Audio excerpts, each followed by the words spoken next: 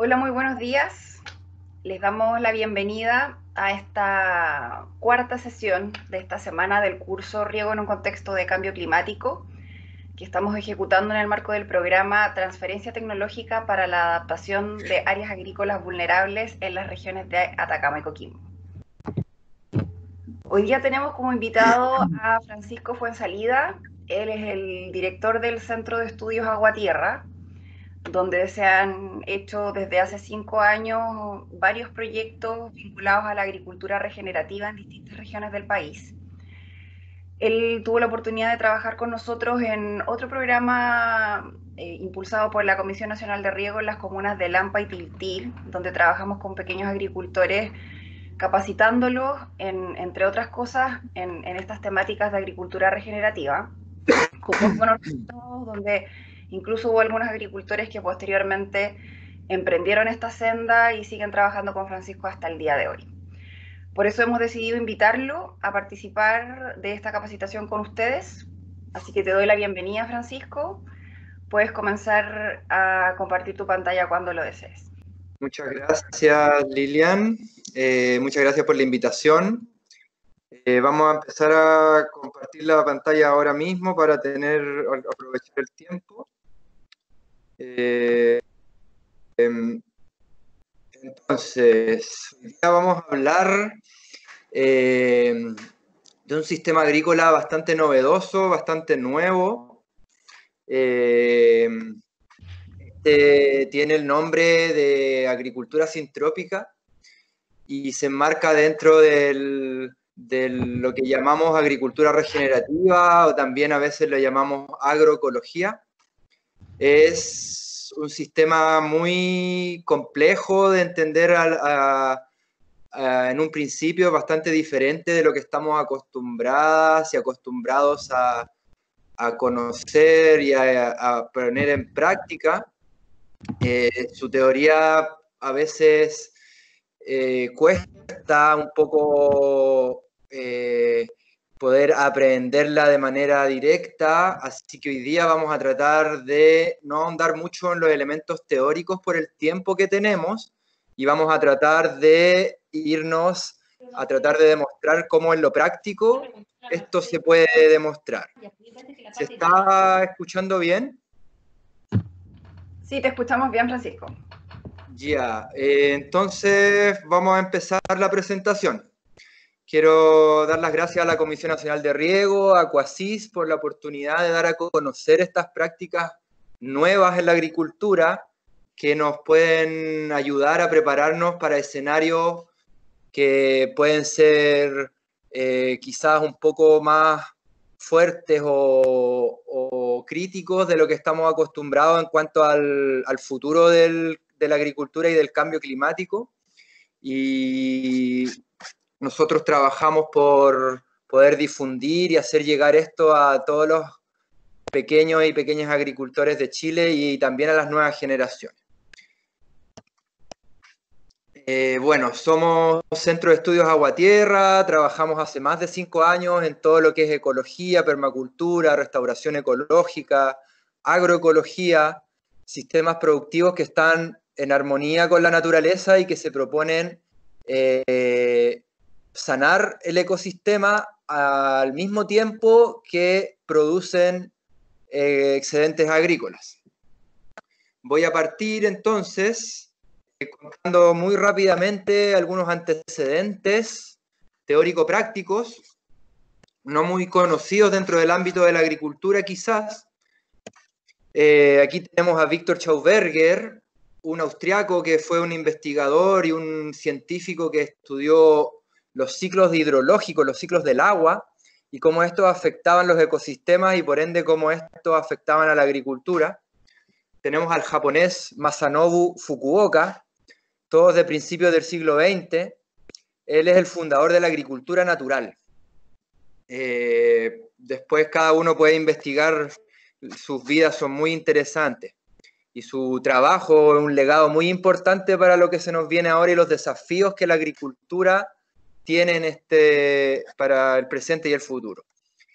Tenemos a Ana Primavesi, ella es la fundadora y acuñadora del término agroecología. es italiano-brasileña, un referente fundamental, inspirador de la agricultura sintrópica. Y tenemos a Lynn Margulis, una bióloga que desarrolló el concepto de Gaia, junto a James Lovelock, que entendía al ecosistema y al planeta como un sistema que funcionaba de manera total y de manera interdependiente e interconectada. Estos son los principales antecedentes de la agricultura sintrópica. Y pasamos a lo que es nuestra pregunta central, que es cómo revertir la situación de degradación ecológica y social y el cambio climático mientras desarrollamos una agricultura que sea sostenible y que sea compatible con el ecosistema y con el medio ambiente. Para nosotros, la destrucción de los ecosistemas es la causa principal del cambio climático. Las emisiones de carbono, por ejemplo, son consecuencia de la destrucción de los ecosistemas. La erosión, la pérdida de suelo, la necesidad de insumos cada vez más creciente, la demanda de insumos cada vez más creciente y la demanda de adaptaciones cada vez más intensas que sufre la agricultura en todos sus ámbitos, a pequeña, mediana y gran escala, para nosotros son producto de la destrucción de los ecosistemas. Y tenemos 3 pasos fundamentales para poder revertirlo, que siempre los trabajamos en conjunto, no por separado. Estos son la infiltración del agua de lluvia en el suelo como el componente principal de restauración ecosistémica local dentro de una práctica agrícola sostenible. Después, el segundo punto es la abundante revegetación de las bioregiones. Esto tiene que ver con la reforestación, con la restauración ecológica, que para nosotros son la condición necesaria para que pueda existir una agricultura sostenible. Y por último es la descentralización de la gestión del agua y los territorios, donde la toma de decisiones y la administración y gestión de los recursos ecosistémicos tiene que ir pasando cada vez más a las comunidades locales y empoderando a los actores locales, a los grupos locales para poder tomar decisiones en cuanto a la gestión del agua y la gestión del uso del territorio en cuanto a uso productivo. Otro concepto clave en cuanto al nivel de ecosistema es el ciclo corto del agua, que es un concepto nuevo. Es un concepto nuevo porque siempre nosotros hablamos del ciclo hidrológico considerando el agua de lluvia, que llega desde la humedad del mar. Toda la nueva ciencia del paradigma del agua y de la agricultura regenerativa nos habla del ciclo corto del agua como un ciclo que ocurre cuando el suelo saludable, con cubierta vegetal funcional, activa y saludable, evapora la cantidad suficiente de agua para mezclarse con el agua de la evaporación del mar y generar lluvias que sean estables, que no sean torrenciales y que sean mejor distribuidas en el año sobre los territorios. El agua es la sustancia y es el elemento que es responsable de la transmisión del calor en la Tierra. Y todo el tema del calentamiento global hemos descubierto que tiene que ver con la interrupción del ciclo corto del agua. Aquí en la foto a la izquierda podemos ver los suelos como los tenemos ahora. Están suelos pelados y están compactados y están calientes, lo que hace que cuando llueve la escorrentía produzca erosión y se lleve los suelos. y libera y refleja un montón de calor hacia la atmósfera, lo que provoca el efecto invernadero. La lluvia es inefectiva en este caso y es dañina, de hecho. Ni siquiera se puede aprovechar. En el cambio, en la derecha tenemos un suelo que es la clave para la interrelación entre el agua de la atmósfera, tanto de vapor como lluvia, con el suelo y por ende la agricultura. Entonces, aquí podemos ver cómo un suelo que está cubierto de vegetación es poroso y es capaz de absorber el agua que cae, por ende, liberando menos calor a la atmósfera y generando lo que se conoce como la bomba biótica, que es lo que atrae y dirige y ordena, principalmente ordena las precipitaciones en una bioregión. No puedo profundizar más en esto, es un concepto nuevo. Vamos a dejar los lugares donde esto se puede estudiar porque hay mucha ciencia detrás de esto, muchos estudios, por lo menos desde hace 40 años. Cuando el ciclo corto se corta, está cortado, el aire marítimo es repelido. Y cuando llueve, el agua no puede penetrar la tierra que está muy caliente. Entonces alimenta los ciclos que ahora conocemos de inundación y sequía, de incendios, de escasez de agua y de extremos climáticos, eventos climáticos extremos, que es uno de los problemas climáticos principales, las tormentas, los huracanes, los incendios. Cuando el ciclo corto está activo en una bioregión, tenemos la regeneración de la capa boscosa, la humedad que viene del mar puede penetrar por diferencia de presiones y de temperaturas de una manera más estable, el clima se balancea. Entonces, aquí tenemos en esta última diapositiva de este set cómo se vería la configuración para poder arreglar este sistema en nuestros suelos pelados, erosionados. Nosotros tenemos que generar barreras, lo que se llaman zanjas de infiltración, para que el agua ya no pueda correr con libertad y pueda infiltrarse, absorberse nuevamente en la tierra. Y para esto no es solo necesario poner barreras físicas, sino que también es necesario revegetar el sector. Y para revegetar no basta con hacerlo como hemos aprendido a hacerlo, y ahí es donde viene la agricultura sintrópica, que nosotros le llamamos el arte de cosechar la energía solar, porque es cuando se hace fotosíntesis de una manera intensa que el ciclo corto del agua funciona y que el enfriamiento de la tierra también puede ocurrir porque la vegetación utiliza la energía social y la energía solar, y la transforma. Bueno, la agricultura sintrópica es otra forma, es un nombre para describir un sistema agroforestal sucesional.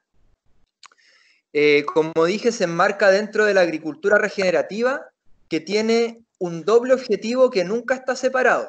En la agricultura regenerativa, el objetivo de hacer agricultura y de producir es que el ecosistema y que los suelos se vayan restaurando, se vayan regenerando, y eso a su vez es la condición inicial y primaria para que pueda haber una agricultura que nosotros llamamos agricultura de procesos. Entonces, como sistema agroforestal, como agroforestería o como agricultura regenerativa, también como agroecología, porque todo esto tiene que ver mucho con la organización de las comunidades agrícolas y de los actores relevantes en torno a la agricultura para poder cambiar el switch, cambiar la perspectiva, cambiar el paradigma y empezar a crear condiciones favorables para que las plantas que nosotros cultivamos puedan crecer sin la necesidad de todos los insumos y de todas las...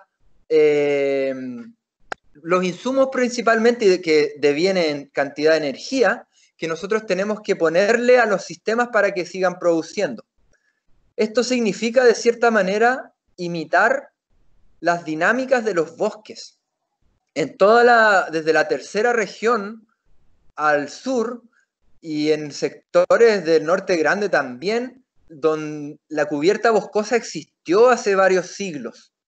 Hoy día no existe porque fue sacada de ahí por actividades humanas.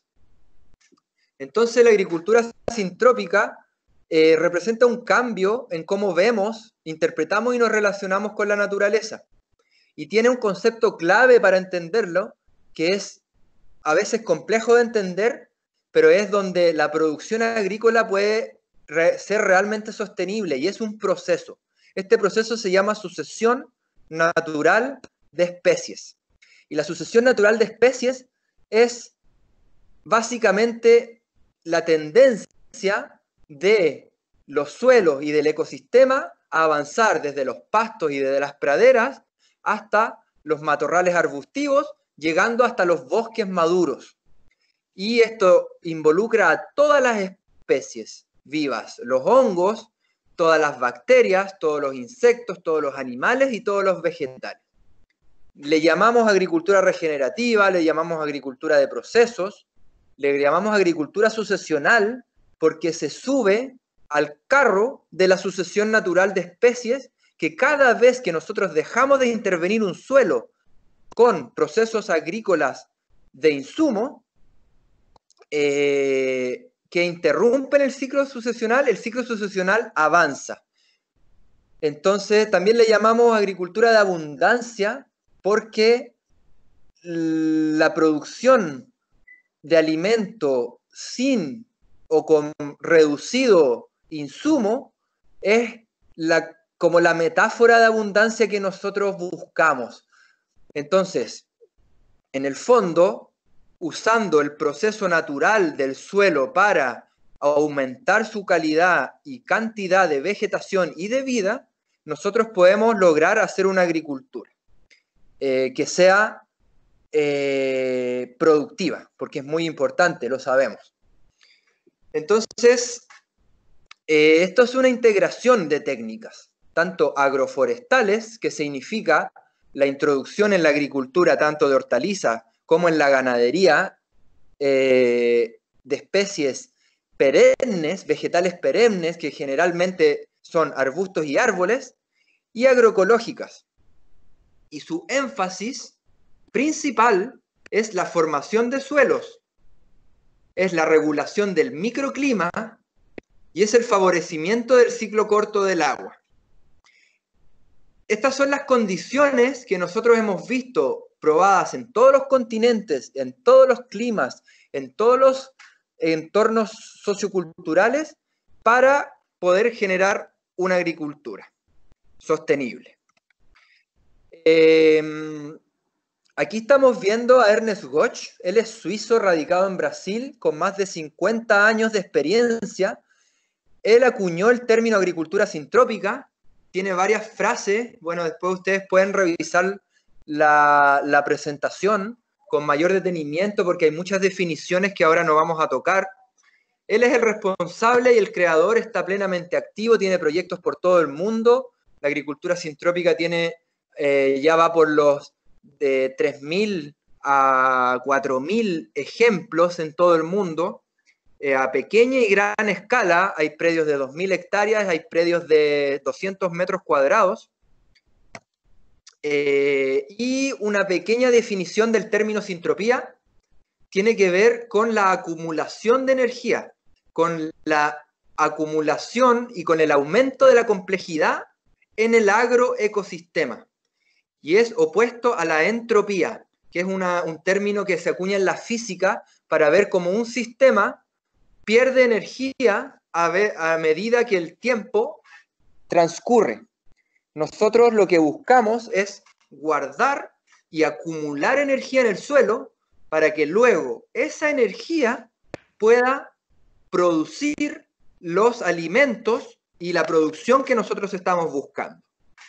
Entonces, sintropía podría ser la tendencia a converger. Entonces, vamos a entrar ya en terreno específico. Si saltan muchas dudas, vamos a tratar de dejar unos buenos 10 minutos completos al final para poder completar. Y también decirles que yo estoy trabajando harto en el norte chico y en el norte grande, y que vamos a estar con muchos predios experimentales, estamos abriendo varios centros demostrativos donde esto se puede ir a conocer de una manera presencial, cosa de que si ahora no nos confundimos y no logramos visualizar cómo esto se puede empezar, vamos a poder darle seguimiento a esta charla, a este taller pequeño de ahora. Entonces, un concepto es un agroecosistema. La huerta o el predio agrícola es un ecosistema. Su tamaño puede ser variable y siempre va a tener que incluir alta diversidad de árboles, porque son los árboles los que hacen que esto se pueda proyectar en el tiempo y que la sucesión natural de especies, concepto clave, pueda continuar mientras que nosotros ponemos y sacamos cultivos agrícolas de cualquier índole, tanto hortaliceros, anuales, como arbóreos. Nosotros buscamos en este agroecosistema recrear la forma, la función y la dinámica de los ecosistemas originarios del lugar, de los bosques antiguos que ya no están quizás en nuestra memoria del lugar. Es muy importante definir que la recreación de forma, función y dinámica es diferente de lo que hasta ahora en agroforestería se está haciendo, que es replicar forma. Nosotros nos centramos principalmente en replicar función y dinámica, no solamente forma. Para implementar esta copia, esta mímesis de los ecosistemas originarios y poder hacer agricultura dentro de ese ecosistema originario, usamos dos principios organizativos principales. Uno es la estratificación y tiene que ver con que en el bosque hay pisos que reciben la luz de manera diferenciada. Los de arriba reciben más luz, básicamente, y los de abajo reciben menos luz. Y eso en el suelo se organiza y toda la energía que suben los de arriba viene a ser compartida y distribuida entre los que están abajo y reciben sombra. Y el otro principio organizativo es la sucesión. Son las plantas que viven, los ciclos de vida de las plantas. Hay plantas que viven 1 año o 2, ese es el ciclo placentario que le llamamos. Placentario se confunde a veces con pionero, son plantas de ciclo corto. La terminología de la agricultura sintrópica también es nueva, entonces tenemos que poco a poco irnos familiarizando. Después están las especies secundarias, que son todas las especies que viven entre 3 a 100 años, y esas se pueden dividir en grupos también. Las que viven de 3 a 15, las que viven de 15 a 50, y esto varía según ecosistema, según región, según clima. Y después están las climáxicas o primarias, que son las que viven muchos años, como las araucarias, los alerces, las palmas chilenas, los bellotos del norte, los peumos, etc. Para organizar toda esta información se usa un principio fundamental, que es el manejo, y es la propuesta organizativa fundamental de la agricultura sintrópica, es la poda. Nosotros, para poder organizar todo este collage, este menjunje, esta mezcla, este mix de diversas especies y cultivos que parecen no tener relación unos con otros y que en la agricultura normal nos dicen que son incompatibles, necesitamos de la poda. Con esto guiamos el sistema a lo largo del tiempo, siempre buscando un doble objetivo. Esto es muy importante porque nos guía para saber si lo que estamos haciendo está bien o no. Es revertir la degradación del suelo y establecer agroecosistemas productivos de largo plazo. tratando y buscando que la demanda de insumos vaya bajando a medida que los niveles de procesos biológicos suben. La curva de insumos baja y la curva de procesos biológicos que ocurren al mismo tiempo sube. El resultado es alta productividad, sostenible en el tiempo y restauración ecológica. Una de las cosas principales que nosotros buscamos es generar condiciones adecuadas para el crecimiento saludable de las plantas. Nosotros siempre estamos tratando de sustituir procesos por insumos. Y para esto ayudamos a que el agricultor pueda replicar y acelerar los procesos de sucesión ecológica y estratificación. Porque los procesos de sucesión natural en el bosque son lentos. Y en general la conservación y la restauración ecológica nos dice que no podemos replicarlos ni acelerarlos. Nosotros en la agroforestería sucesional y la agricultura regenerativa decimos que eso no es así y que lo que tenemos que hacer es integrar al ser humano con toda su nueva conciencia y su nuevo entendimiento y poder acelerar los procesos de sucesión ecológica y estratificación. Así le podemos brindar a las plantas condiciones ideales para el desarrollo. Entonces, es una agricultura basada en procesos. Una característica importante y fundamental de la agricultura sintrópica es el uso de grupos o consorcios o gremios que se llama en alta diversidad y en alta densidad. O sea que hay muchas plantas que finalmente no son nuestros objetivos, pero son debido a este doble objetivo, a este objetivo más transversal, más ecológico, más ecosistémico, incluidos dentro de nuestras huertas. Y también en mucha densidad, porque a diferencia de lo que se ha pensado hasta ahora, la alta densidad hace que los procesos biológicos aumenten y por ende los insumos bajen. O sea, cuando plantamos más, contrario a lo que diría el sentido común, necesitamos menos agua y menos abono, cuidando de que el sistema sea debidamente manejado. O sea, el agricultor se transforma en un podador, en un manejador, que esto tiene una lógica que vamos a explicar un poco después. El sistema va evolucionando en el tiempo y en el espacio. Van entrando plantas, grupos de plantas y van saliendo grupos de plantas, siempre tratando de que aumente la calidad y cantidad de vida.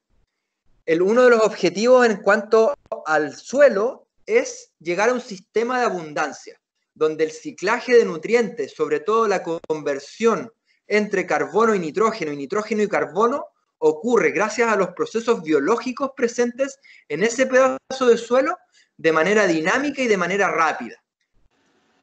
Cuando eso se logra, nosotros podemos cultivar frutales, nosotros en climas áridos, en climas mediterráneos, en climas semidesérticos, sin necesidad de riego, porque la humedad está presente y garantizada en el suelo gracias a los procesos biológicos.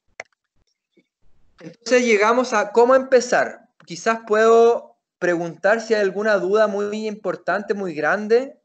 ¿Se está escuchando bien? Se escucha súper bien, Francisco.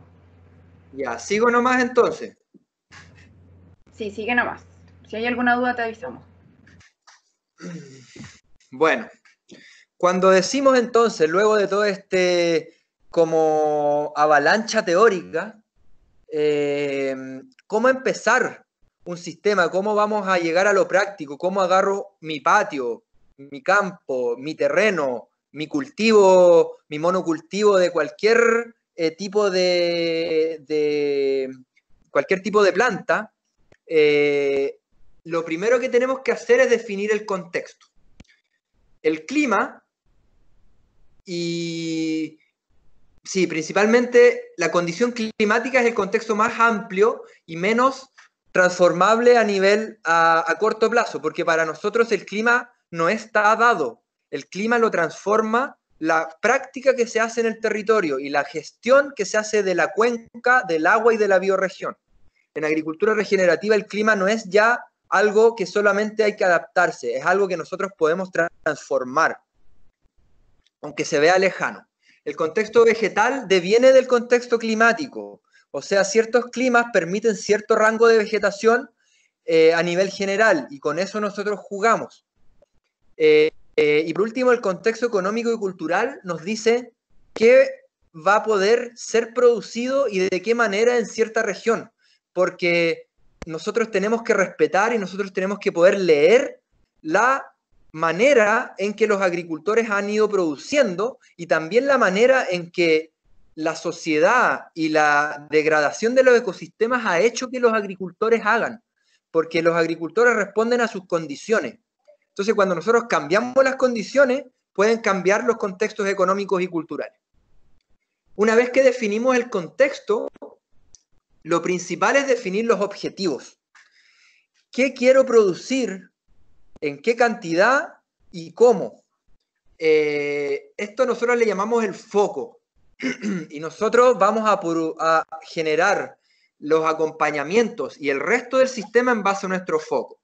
En general tenemos foco en frutales, foco en hortalizas o foco en restauración ecológica con árboles nativos. Son los grandes objetivos generales con los cuales yo siempre me encuentro en mis asesorías o en mis capacitaciones.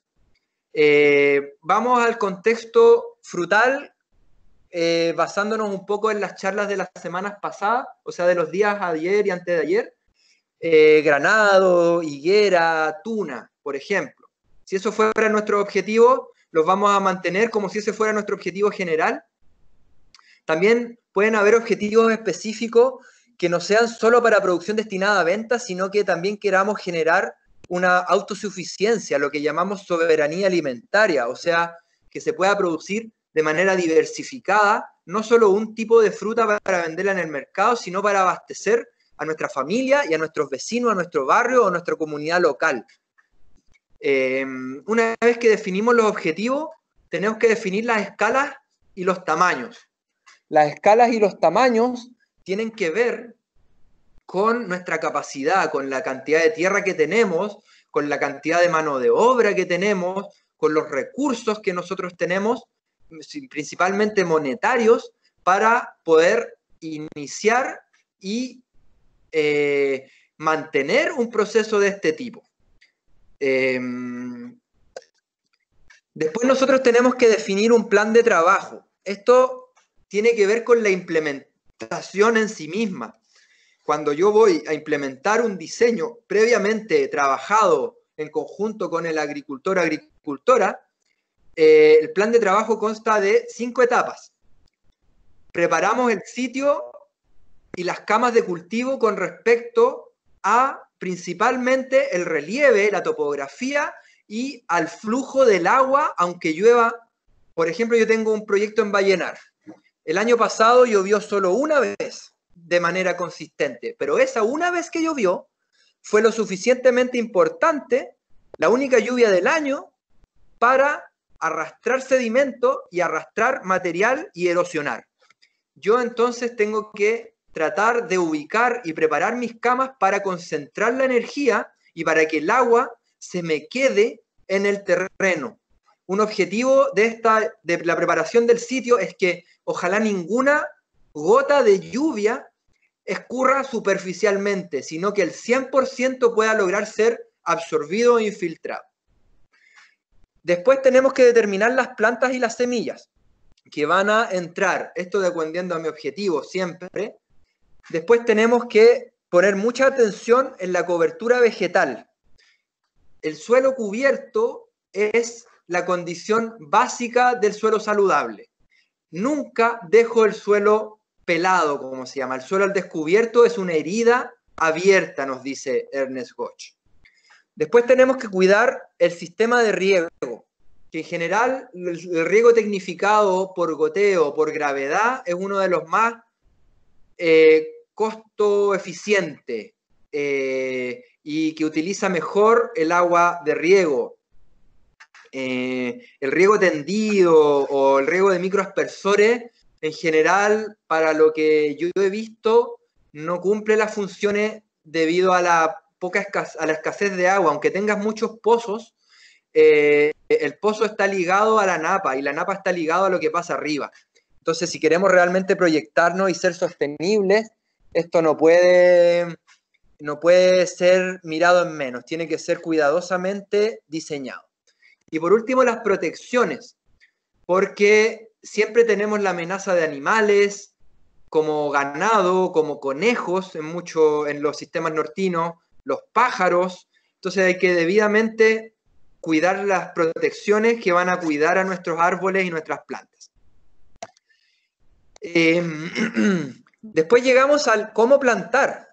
Y aquí les dejo esta diapositiva y voy a hablar, pónganme atención en este momento, porque hay un cultivo, hay un grupo de plantas que es el grupo fundamental y el grupo que le da la característica principal y que está más, además, fuera del sentido común dentro de lo que se considera un cultivo agrícola orgánico. En agroecología esto no se conoce, por eso esto es muy nuevo. Y es que, independiente de si yo planto lechugas, planto cebolla, planto manzanos, limones, granados, tunas, olivos, lo que sea, yo tengo que acompañar un consorcio, un grupo de plantas que se llama de biomasa. Y la función principal de este consorcio de biomasa es la alimentación del suelo, la generación de procesos biológicos cada vez más dinámicos y crecientes. Las plantas de biomasa son plantas que no tienen nada que ver con nuestro cultivo a primera vista, que su única gran función, por eso digo que es lo distintivo, que a veces es básicamente lo único que necesitamos hacer, y nosotros plantamos la matriz de biomasa, el grupo de biomasa, a veces con un año de anticipación. Si nuestro cultivo va a ser el granado y el nogal, nosotros plantamos la matriz de biomasa 1 o 2 años antes incluso.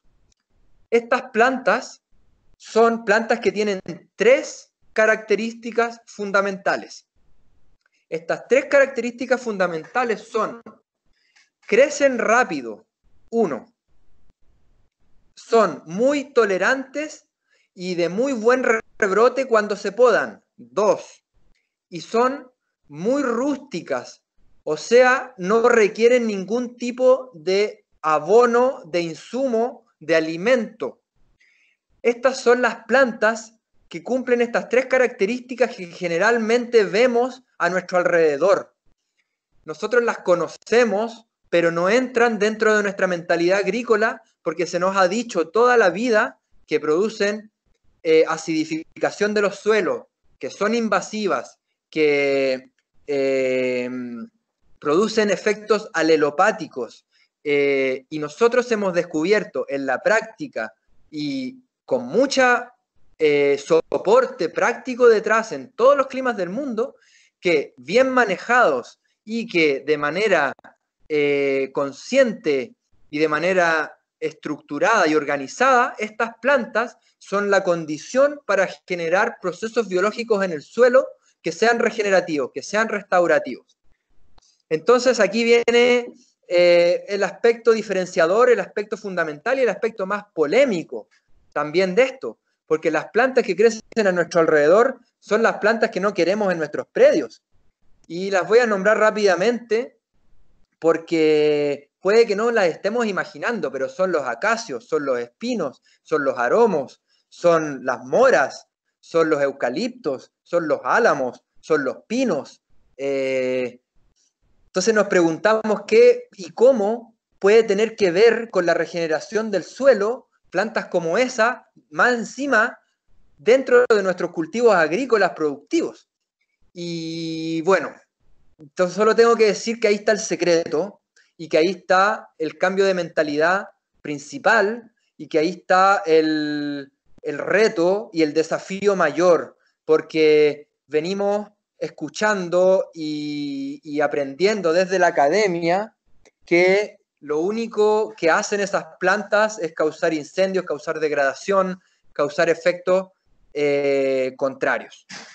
Entonces, yo agarro estas plantas, las estratifico y las planto en mi predio, y entre medio de mis nogales y granados, que vamos a usar como ejemplo, yo planto miosporos, planto acacios, planto espinos, planto eucaliptus, y no me importa de a dónde vengan, lo que me importa es su gran dinamismo, su metabolismo acelerado, su gran capacidad fotosintética y las tres características que mencioné: rusticidad, acelerado crecimiento y buen rebrote ante la poda. Diciendo eso, ya puedo ver cómo los cultivos de lechuga o cebolla o los cultivos de granado o nogales van a tener que ir acompañados de esta otra cubierta, de esta otra capa que yo voy a manejar cuidadosamente. Todos los años tengo que hacerle un manejo, porque si yo me voy de ahí y no los raleo y no los saco, como son plantas que tienen ciertas características muy dinámicas y de metabolismo muy acelerados, no van a dejar a corto plazo que las otras se establezcan. Pero si yo dejo esas plantas solas a largo plazo, no nos sirve el largo plazo, porque no puedo proyectar mi sistema a 200 años o a 500 años, pero va a tender a desaparecer esa vegetación y a ser sustituida por las especies endémicas y nativas del lugar. Entonces dijimos que la estratificación y la sucesión ecológica y el manejo son los principios fundamentales que tenemos para organizar y direccionar todo este grupo y este collage, este mix de plantas que hacen que nuestro suelo reviva y se regenere de una manera impresionante y de una manera muy acelerada para sostener a nuestros cultivos con una necesidad decreciente cada vez menor de insumos. Hablemos un poquito del factor organizador, de la poda. La poda cumple varias funciones muy importantes. Para nosotros es el alimento de los suelos. En frase de Ernest Götz, es el combustible de las transformaciones que ocurren abajo. Si yo no podo el miosporo, el eucalipto, que es mi consorcio de biomasa, una vez al año, yo no voy a estar liberando materia orgánica por arriba y no voy a estar liberando y poniendo a disposición de mis cultivos objetivos hormonas, enzimas, minerales y agua. Esto se llama información de crecimiento. Y también es muy importante considerar que la poda tiene que ser hecha cuando quiero mandar información de crecimiento, cuando la planta está en época de crecimiento vegetativo. Cuando está en época de floración, la energía del suelo se va a esa planta. Entonces, si nosotros queremos que florezca un cultivo objetivo, tenemos que podar las plantas que están acompañando, que llamamos de biomasa, en época de crecimiento vegetativo. Entonces dirigimos el proceso de sucesión natural y sincronizamos el cultivo, ajustamos los estratos, que son las necesidades de luz, y los ciclos de vida de las plantas para que puedan crecer de manera armónica y cooperativa. A ver, voy a mostrar este esquema que en el fondo está mostrando los estratos. El de arriba, a ver si aquí sale, no, este voy a mostrar mejor, que es más claro. El de arriba, donde dice eucalipto y ailanto, es el estrato emergente, se llama. Y ocupa al final del tiempo, cuando el agroecosistema está estable, un 20% de la densidad. Los porcentajes tienen que ver con la densidad. Después viene el estrato alto, que está bajito del emergente y ocupa un 40% de la densidad. Después viene el estrato medio, que está bajito del alto y ocupa un 60% de densidad. Y después viene el estrato bajo, que está debajo de todos los demás y recibe muy poca luz. Pero la energía química del sol está en el suelo y alimenta a estas plantas. Por ejemplo, algo muy paradigmático, el limón es una planta de estrato bajo. No produce al sol, produce más dulce y produce más fructificación bajo la sombra de grupos de plantas que bajan la energía química al suelo. Y esto ha sido probado en climas mediterráneos largamente, en Portugal, en España, en Italia, en Grecia. Ahora lo estamos empezando a probar en Chile, pero de manera lenta, porque esto está empezando a llegar acá. Las plantas altas y emergentes son nuestro panel solar, podríamos decir. Y en ese panel solar se encarga de bajar la energía al suelo. Aquí tenemos otra manera de graficarlo. Acá tenemos un gráfico muy importante para ordenar todas nuestras plantas. Arriba, en la horizontal, tenemos los ciclos de vida. Y en la vertical tenemos los estratos. Entonces nosotros en nuestro sistema siempre ponemos todos los estratos en todos los ciclos. O sea, las placentas van estratificadas. Yo elijo una de cada cuadrícula y la pongo junta en las placentas. Y las planto junto a los ciclos secundarios, uno que dice, con todos sus estratos. Por ejemplo, en placenta voy a elegir el haba, voy a elegir la lechuga y voy a elegir la selga y el zapallo. Y los voy a poner juntos y después los voy a plantar junto al hinojo, al espárrago, a la frambuesa y a la menta. Y así con la secundaria 2 y así con el clímax. Esto es bastante complejo de entender a buenas a primeras. No nos confundamos, tratemos de dejarlo guardado para irlo desarrollando de a poco. Acá tengo esquemas que hago yo, que no sé manejar software. Yo soy más de campo, más de plantar, más de agricultura, donde empiezo a mezclar. En cruces moradas tenemos los frutales. Y E, M, R y P significan eucalipto, miosporo, romerillo y pimiento.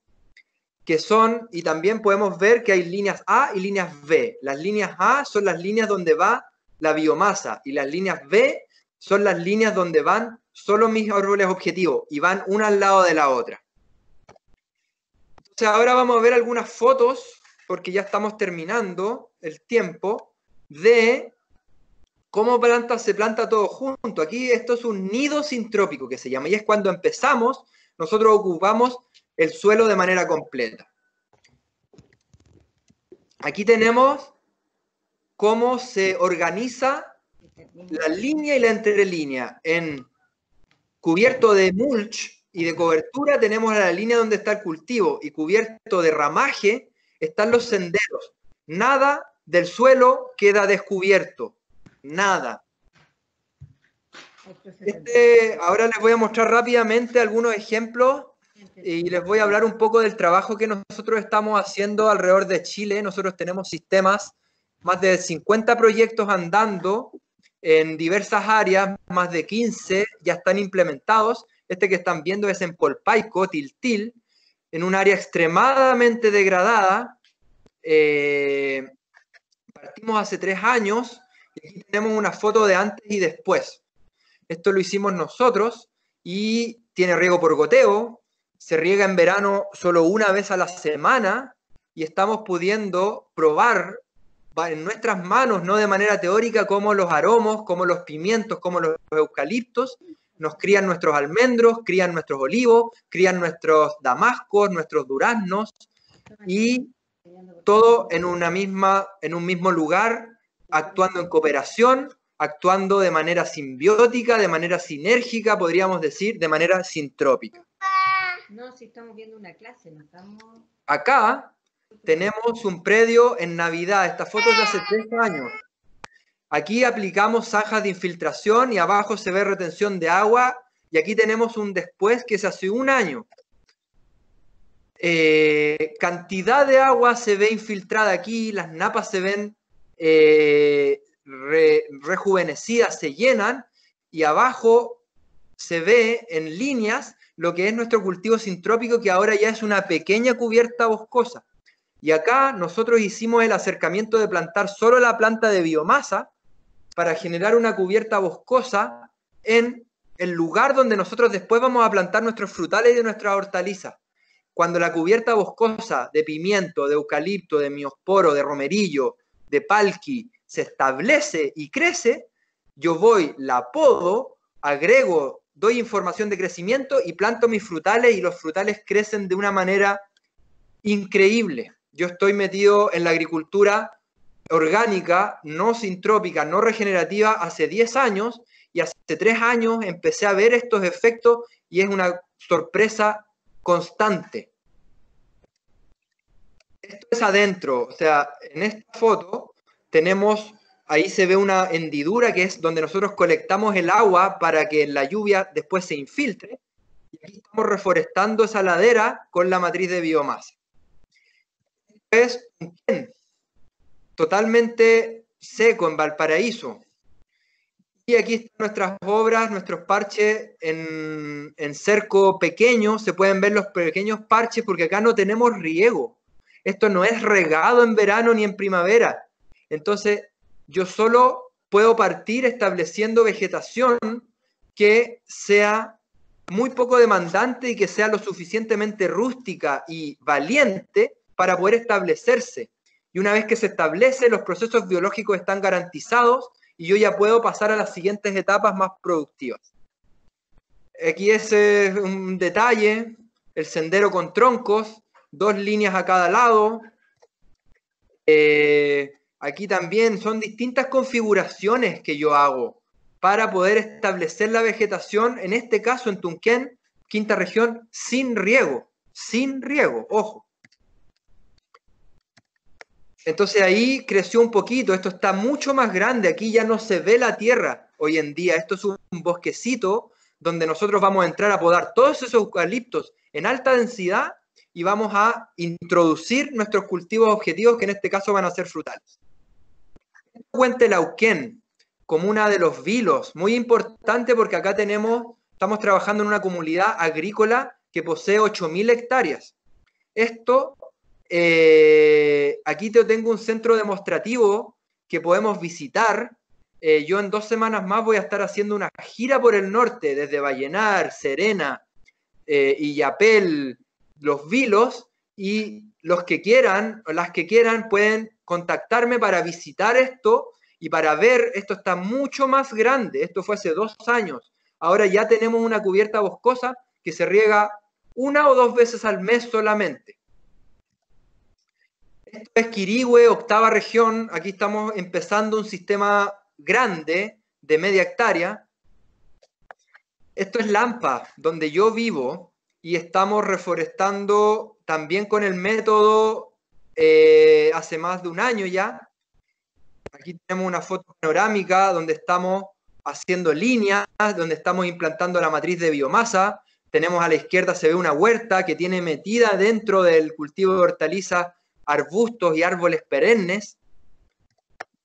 Ahí hay un detalle de la huerta, no se ven bien los árboles porque están muy chicos. Nosotros jugamos con la poda para que no haya falta de luz, para que la energía se mueva en el suelo de una manera adecuada según nuestros objetivos. Aquí tenemos un detallito del nido donde se ven cómo se cubre, se ven esas semillas, es avena, porque la avena es la primera impulsora de la actividad biológica del suelo, porque va a crecer en 2 meses y antes de que florezca yo la voy a podar para darle energía al suelo.